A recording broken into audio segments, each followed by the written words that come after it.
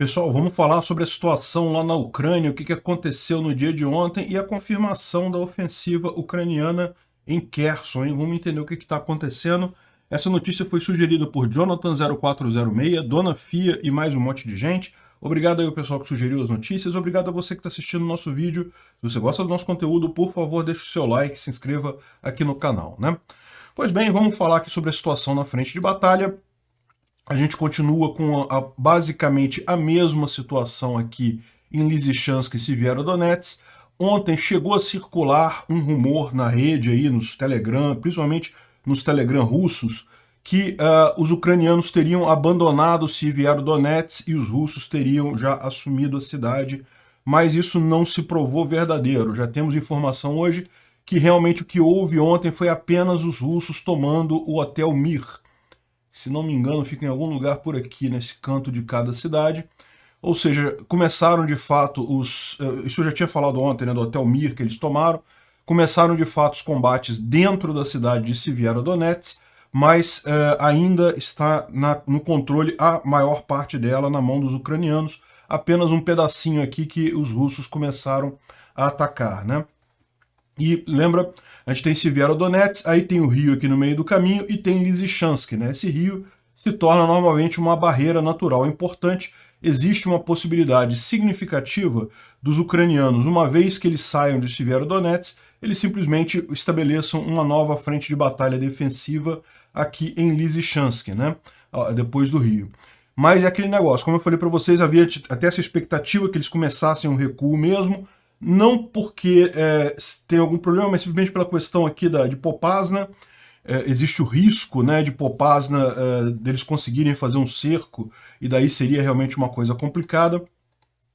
Mas o comando ucraniano, na verdade, apostou o contrário, mandou mais tropas para Severodonetsk, mandou mais reforços para cá. Ou seja, é uma cidade que estrategicamente os ucranianos podem até se dar ao luxo de perder ela, mas é lógico, não vale a pena entregar a cidade para os russos. Por quê? Porque se entregar a cidade para os russos, eles vão imediatamente começar a tentar pegar a próxima cidade. Então é melhor realmente fazer a batalha aqui, desgastar ao máximo o exército russo nessa batalha. Batalha em cidade é sempre muito complicado, os russos vão sempre perder muita gente, muito equipamento, de forma que isso acaba minando a capacidade deles de seguir adiante, né? Ou seja, os russos vão ter que sacrificar um monte de pessoas, um monte de equipamentos a troco de uma cidade que, no final das contas, para eles não vai ter nenhuma utilidade estratégica significativa, a não ser a possibilidade de dizer que conquistaram a maior parte de Luhansk.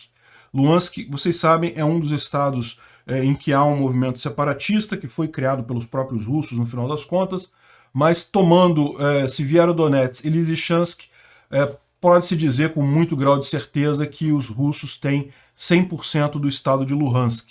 Donetsk, que é o outro estado, não. Ainda tem muito mais cidades aqui de Donetsk que estão na mão dos ucranianos, né? Então, essa é a situação. Uma coisa muito importante que aconteceu ontem, que inclusive é mencionado aqui no Instituto para Estudo da Guerra e também em outros sites aqui de movimentação, é o fato de que a iniciativa russa aqui em Popasna está perdendo força. Ou seja, eles tiveram o breakthrough aqui, entraram em Popasna, foi uma derrota estratégica para a Ucrânia bastante séria isso, cresceram essa ocupação aqui para vários lados, chegando a ameaçar as principais rotas aqui entre Lysychansk e Severodonetsk e Bakhmut, que é a outra base ucraniana aqui. Não conseguiram tomar essas rotas, não conseguiram impedir esse caminho, mas chegaram perto disso, estão ainda batalhando por aqui, né? De qualquer forma, pararam aí, né? Houve, inclusive, os ucranianos retomaram Komishuvaka. Komishuvaka é uma cidade pequena, aliás, todas as cidades dessa região aqui são muito pequenas, tá? É um monte de vilarejo, mas de qualquer forma é um vilarejo muito próximo de Popasna. Popasna está logo aqui, ó. E os ucranianos retomaram esse vilarejo que já tinha sido pego pelos russos há algum tempo atrás, o que mostra que os russos estão com dificuldade de avançar por aqui, né? Houve também alguma batalha nessa região aqui. Os russos conseguiram alguns avanços por aqui também, a gente falou sobre isso já alguns dias atrás. Estão tentando furar novamente a linha de defesa principal por aqui, mas até aqui não tiveram sucesso não, né?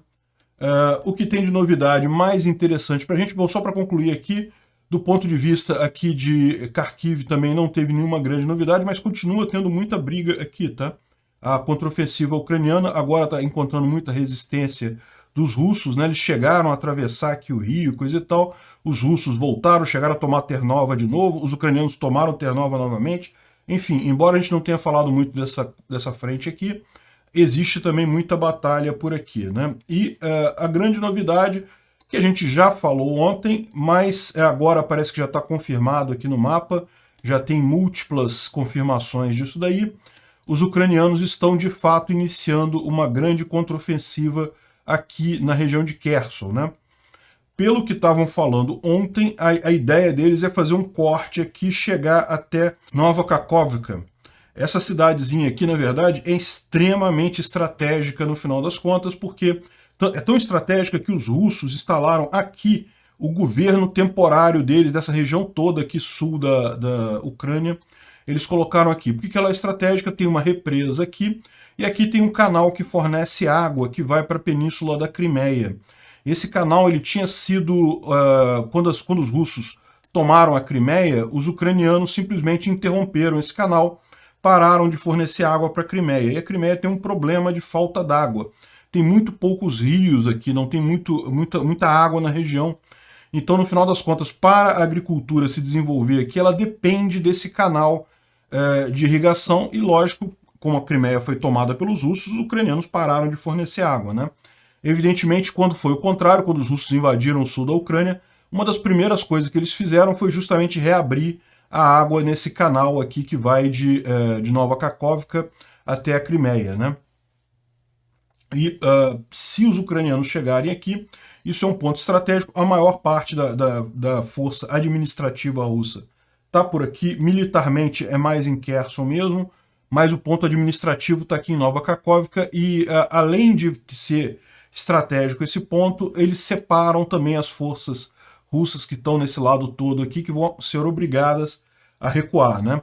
As rotas que os russos usariam para recuar seria aqui bem por baixo aqui, são essas estradas aqui mais ao sul. Então, realmente, para essa iniciativa ucraniana ter sucesso, eles têm que chegar bem aqui embaixo, né? Vão conseguir, não vão conseguir, a gente não sabe. Certamente há aí um planejamento deles para isso. E vamos aguardar para ver o que acontece. Ontem os russos, digamos, contra-atacaram, fazendo muitos ataques de bombas aqui em Mykolaiv e nessa região aqui próxima, né, entre Mykolaiv e Kherson, porque é onde estão muitas tropas ucranianas também aqui nessa região, né? Enfim, é uma contraofensiva promissora. Vamos ver se eles conseguem realmente avançar nessa frente aqui. Está no começo ainda, vamos esperar para ver o que isso acontece. Além do aspecto que a gente já mencionou, né, que o Instituto da Guerra está falando aqui sobre... O Instituto para Estudo da Guerra está falando aqui que Severodonetsk, nesse momento, não é sequer um alvo estratégico importante, é só mesmo uma propaganda para os russos, e mesmo assim eles estão avançando muito devagar, e só porque conseguiram concentrar todo o seu esforço naquela região ali, né? O fato de que a Rússia, com toda a força dela, está conseguindo avançar só muito devagar e não está conseguindo fazer grandes manobras estratégicas sobre a Ucrânia, mostra só o quanto eles estão mal nessa guerra, no final das contas, né? E tem uma outra observação que a gente vai fazer aqui também sobre a questão dos tanques, que é bem interessante. Bom, aqui, como eu estava falando, os ucranianos retomaram a cidade de Kamyshevka, que é aquela cidadezinha aqui ao lado de Popasna, né? Que realmente é significativo isso. Outra coisa importante em termos de estratégia, os russos estão guarnecendo muito a Ilha das Cobras. Lembra aquela ilhotazinha que tem aqui perto de Odessa, né? E por que eles estão fazendo tanto isso? Bem, existe uma suspeita sobre por que eles estão fazendo isso, e tem que ver com os Harpoon, que foi uma arma que os ucranianos receberam, armas de fabricação inglesa, mas foram doadas pela Dinamarca, se não me engano, isso, Dinamarca, e são armas anti-navio. E qual que é o porquê que eles então estão fazendo armando essa Ilha das Cobras? Porque o que a gente está entendendo nessa história é que os russos querem continuar impedindo que os barcos ucranianos naveguem aqui no Mar Negro. Como é que eles fazem isso hoje? Eles botam um monte de barco russo aqui. Se um barco de grãos, por exemplo, sair de Odessa, vai ser afundado pelos barcos militares russos, né?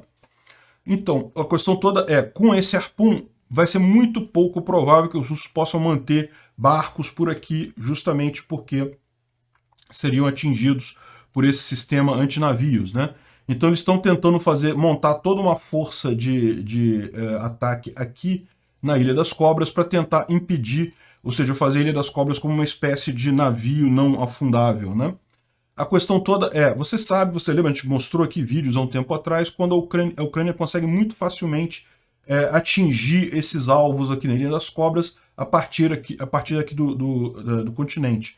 Então, é provável que a Ucrânia esteja só esperando os russos botarem todos os equipamentos lá para fazer uma viagem só e atacar tudo por lá, né?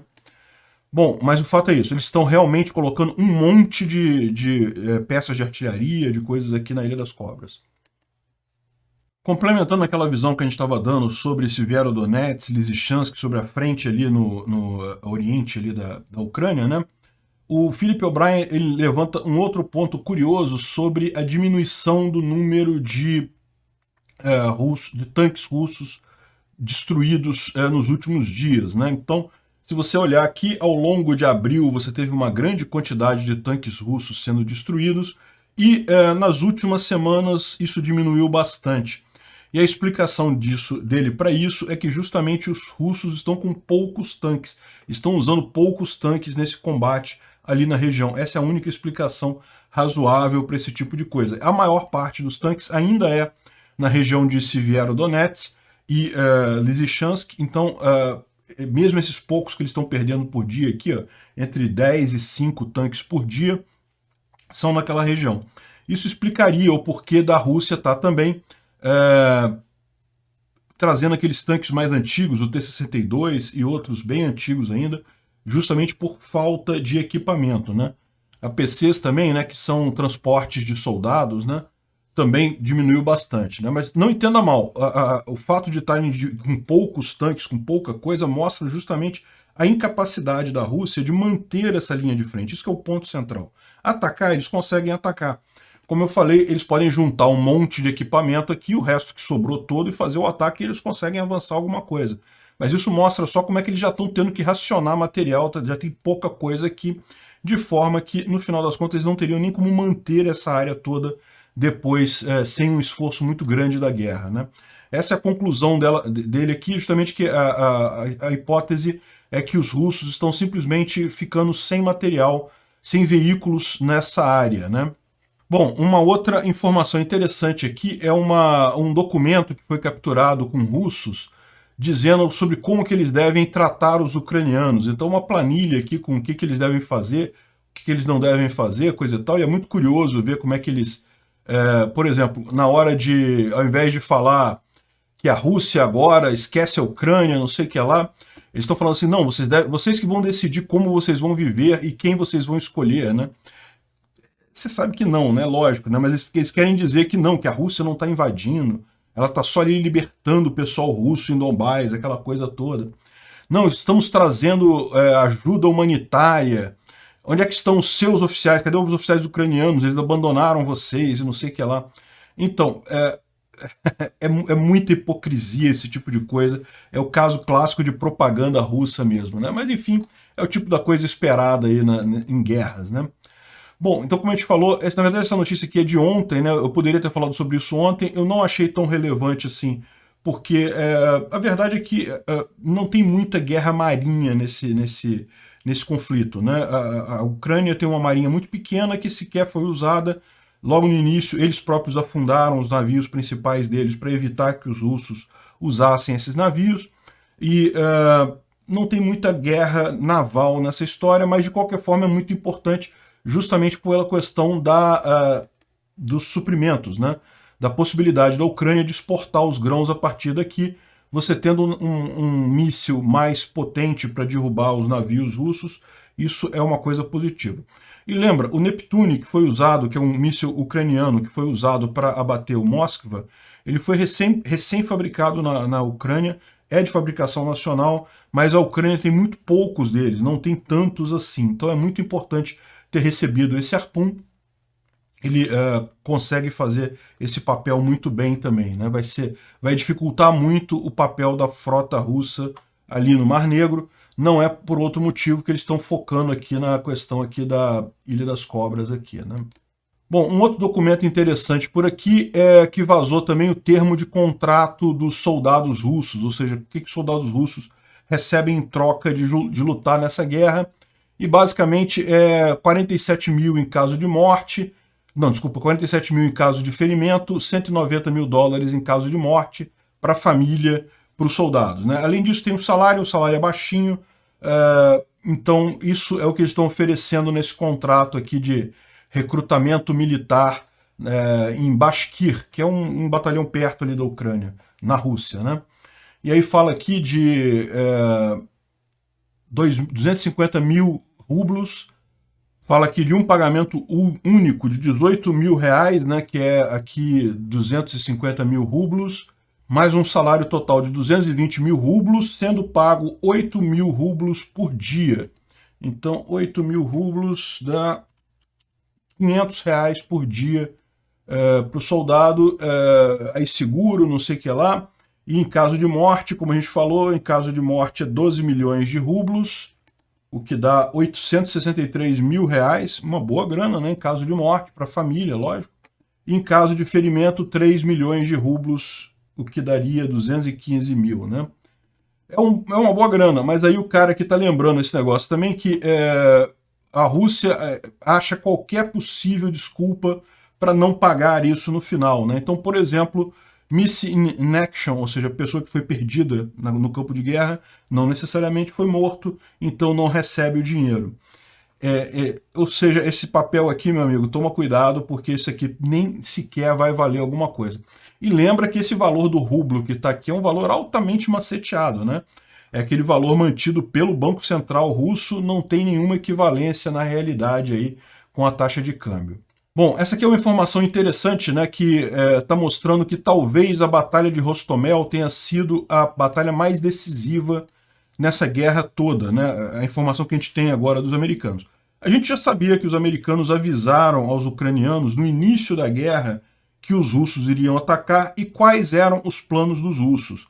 De forma que, você lembra, teve várias batalhas aqui em Hostomel, na pista de Hostomel. Ela trocou de mãos várias vezes, os russos capturaram, depois os ucranianos tomaram de volta, os russos tomaram de volta, ficou vários dias indo e voltando à pista de Hostomel aqui. E isso, na verdade, pode ter sido a batalha mais decisiva dessa guerra, porque evitou a estratégia original dos russos, que era justamente botar um monte de tropas aqui e chegar a Kiev rapidamente. Isso era o que eles pretendiam inicialmente, né? Não só tropas militares, como também sabotadores e pessoas que iriam tentar matar o presidente ucraniano diretamente, mesmo sem tomar a cidade, porque, lembra, essa era a ideia toda dos russos no início, ir lá e trocar o presidente ucraniano. Então, no final das contas, não conseguiram, os ucranianos prepararam muito essa batalha de Hostomel, embora no final os russos tenham conquistado Hostomel, o fato dos ucranianos terem conseguido segurar os russos ali durante esse tempo todo foi crucial para essa batalha, né? É bem interessante essa reportagem aqui do Washington Post. Bom, os lituanos, uma campanha lá na Lituânia arrecadou 5 milhões de euros em 3 dias para comprar um Bayraktar para a Ucrânia. Então compraram um Bayraktar, a Turquia já deu o ok, já falou que vai enviar o Bayraktar para a Ucrânia, compraram já mais um Bayraktar lá para a Ucrânia, mais um para infernizar os russos lá, né? Bom, parece que já começaram a vender os novos refrigerantes lá na Rússia, os substitutos da Coca-Cola, da Fanta Laranja, da Sprite, né? Enfim, começaram a vender lá. E também os McDonald's vão reabrir com outro nome, vão tirar o nome McDonald's e vão reabrir com uma outra marca lá da Rússia, né? Na verdade, isso daqui não faz diferença nenhuma no final das contas, né? Só mostra realmente, só é uma forma bela e moral de fazer boicote social. Essas marcas falam, não, eu não vou atender mais esse mercado, não me importa com isso. O mercado na Rússia é grande, mas não é tão grande assim. Lembra, em termos de população, a Rússia não chega a um Rio Grande do Sul aqui no Brasil. Então é um país com pouca população, com uma economia do tamanho do Brasil, não é uma economia excepcional, e cheio de problemas econômicos aí, que vai cair muito a capacidade do povo russo de comprar coisas. Então, sinceramente, a empresa sair de lá não faz nenhuma diferença. Não faz diferença para os russos também, a verdade é essa, né? Enfim. O que faz diferença são as outras sanções, né? Por exemplo, eu já tinha falado sobre isso aqui no meu vídeo lá no Visão Libertária, a China fechou o espaço aéreo para aeronaves de empresas russas por questão de falta de seguro. Não, aqui está falando falta de segurança, mas na verdade é falta de seguro. As empresas aéreas russas não conseguem mais fazer seguro dos aviões porque as empresas seguradoras são todas estrangeiras. E para permitir o voo em vários aeroportos, se acontecer um acidente, não teria seguro. Isso daí, os chineses não vão aceitar esse tipo de coisa. E não conseguem fazer seguro porque, lembra, a Rússia ela encampou os aviões que estavam lá, né? As empresas fabricantes de aviões decidiram não fazer mais negócio com a Rússia, pediram as aeronaves de volta. A Rússia falou, não, a gente não vai devolver as aeronaves, vamos encampar. Só que nessa não tem peça de reposição, não tem como fazer manutenção regular, então não tem como fazer seguro, né? A União Europeia decidiu finalmente a questão do novo pacote de sanções contra a Rússia e, de fato, vai fazer aquilo que eu falei que eles iriam fazer lá atrás, quando teve aquela confusão toda, que a Hungria não queria participar dessas sanções e coisa e tal. O que eles vão fazer é exatamente isso. Eles vão fazer o embargo de óleo da União Soviética, mas vão excluir o pipeline Druzhba, que é o pipeline que fornece óleo para a Hungria. Então, é isso aí. Estava na cara que ia acontecer isso. Esse tempo todo eles estavam tentando convencer a Hungria a entrar também nesse embargo. Não conseguiram, mas de qualquer forma vão fazer o embargo sem a Hungria, né? E bom, a última notícia é que hoje é aniversário de Kiev. Kiev, a capital da Ucrânia, faz 1540 anos, caramba. Lógico, ninguém sabe exatamente o dia que a cidade foi fundada, né? O dia 29 de maio foi escolhido meio que de forma por convenção, né? Mas, de qualquer forma, é importante mostrar o quanto é antiga Kiev, né? Quanto a Ucrânia é muito mais antiga que a Rússia, por exemplo. Moscou tem menos de 1000 anos. Então, realmente, faz uma diferença muito grande aqui. 1540 anos, caramba, muita coisa. Obrigado por assistir o vídeo até o final. Além de curtir, compartilhar e se inscrever no canal, considere se tornar patrocinador com valores a partir de R$ 1,99. Clique no botão Seja Membro abaixo para saber as condições e vantagens de patrocinar o canal. Mais informações sobre o nosso projeto, visite nossos sites indicados na tela.